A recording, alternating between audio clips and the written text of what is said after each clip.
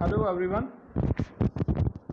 Today again we are doing the same chapter, the Browning version written by Terence Rattigan, and this is part 2. As I told you in my previous lecture that we'll be doing this part, and so let us switch over to part 2.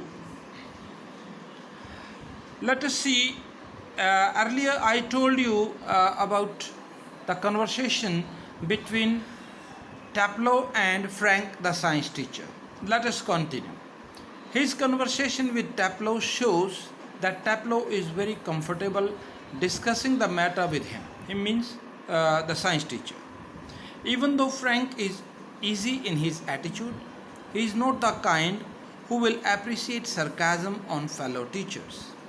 He quickly points out to Taplow when Taplow gets too carried away mocking Crocker Harris.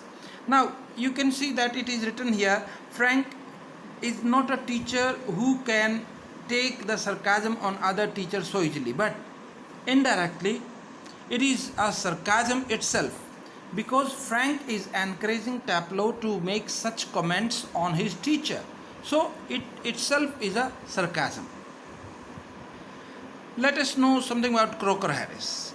As I told you, he's a language teacher, highly disciplined, principled, and nobody can expect that he can tell the results before the actual announcement like other teacher usually did.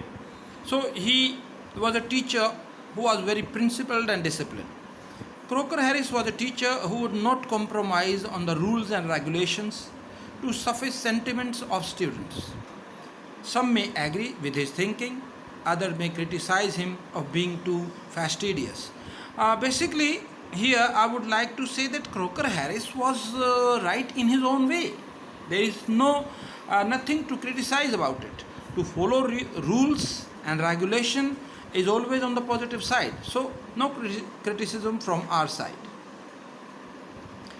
A teacher, I'm talking about Crocker Harris, as a teacher who was so hard on students when it comes to studies.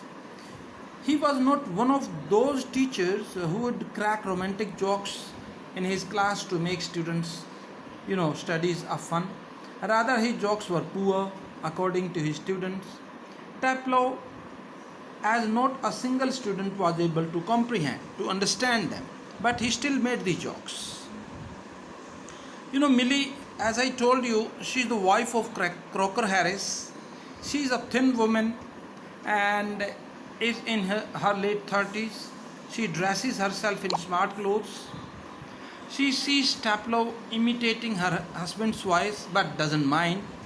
She psychologically, takes students that they always make fun of their teacher, and there is nothing wrong about it until unless it is something malice. But she takes it lightly. That is why. She finds Taplow waiting for her husband, and she understood that the boy has not come willingly, and he has been basically forced by her husband. So she basically wanted that this boy should go and play. She was thinking from child's psychology. She can understand very well that Taplow likes to go and play like other boys. She tells him that her husband is at the bursars. Bursar is basically an officer in an institute who handles the accounts and other affairs, economic affairs. It could take him a lot of time there, she told Taplow. Thus she indirectly hints to Taplow that he could go and play. Even then Taplow dare not go. Then she sends Taplow to a chemist to get some medicine. Let us know what is the psychologically she is thinking. Basically, wife of Crocker Harris. Her chief purpose is not to get the medicines. She only wants to help the poor boy enjoy his freedom for some time at least. She understands the child psychology. Now at the end, I want to give you some tasks.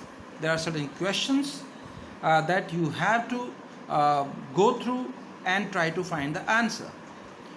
What do you learn about Taplow from the initial conversation between him and Mr. Frank? Next, What do you learn about the system of education in old British schools from the play, the Browning version? Next question. How do Taplow and Frank react to Millie's arrival? Next question. What leads to Mr. Frank to comment, "I'm sure you are exaggerating"? So you can go through these questions and try to find the possible answers. In our next video, we will be discussing the textual exercise and some extra questions. Till then, have a nice day.